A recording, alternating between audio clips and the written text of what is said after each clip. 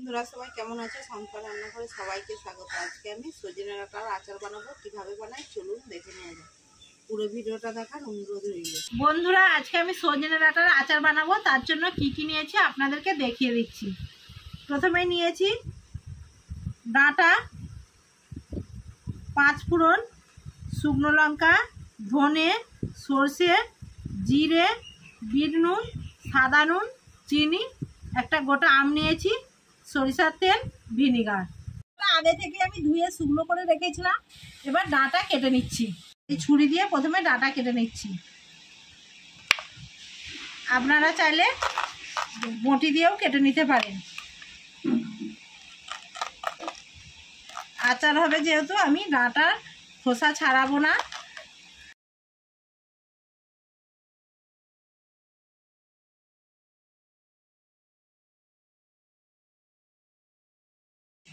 এইভাবে সব ডাঁটাগুলো কেটে নেব।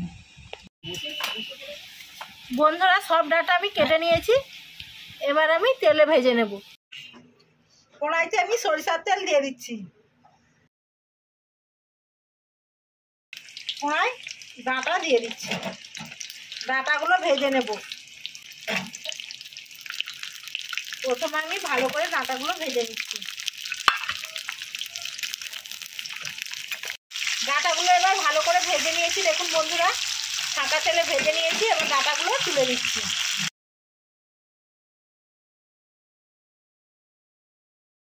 আমি একটা কড়া বসিয়ে দিয়েছি। এবার আমি শুকনো কড়াতে গোটা মশলাগুলো ভেজে নেব। প্রথমেই দিয়ে দিচ্ছি ধনে, গোটা ধনে দিয়েছি, গোটা জিরে, গোটা সরষে। এবার শুকনো খোলায় ভালো করে নেড়ে নেব। শুকনো লঙ্কা দিয়ে দিয়েছি। আম কেটে নিচ্ছি।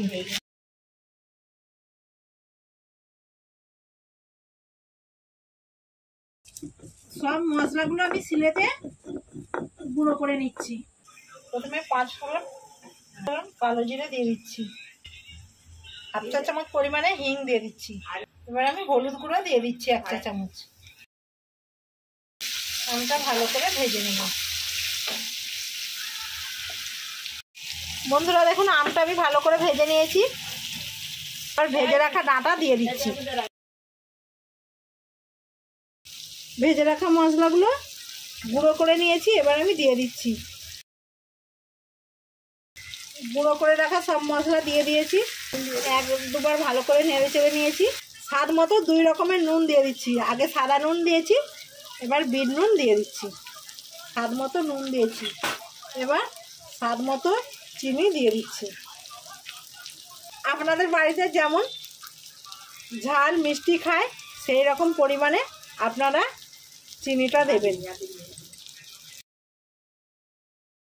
বন্ধুরা দেখুন, আচারটা আমার তৈরি হয়ে গেছে।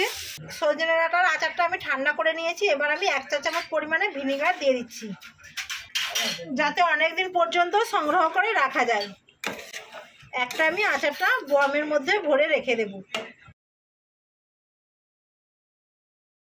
বন্ধুরা আচারটা কেমন হয়েছে আপনাদেরকে খেয়ে বলছি কেমন হয়েছে।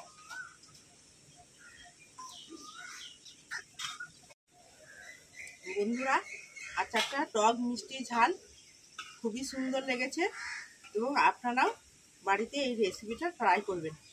আমার ভিডিও যদি আপনাদের ভালো লেগে থাকে বেশি বেশি করে লাইক, কমেন্ট এবং সাবস্ক্রাইব করে আমার পাশে থাকবেন।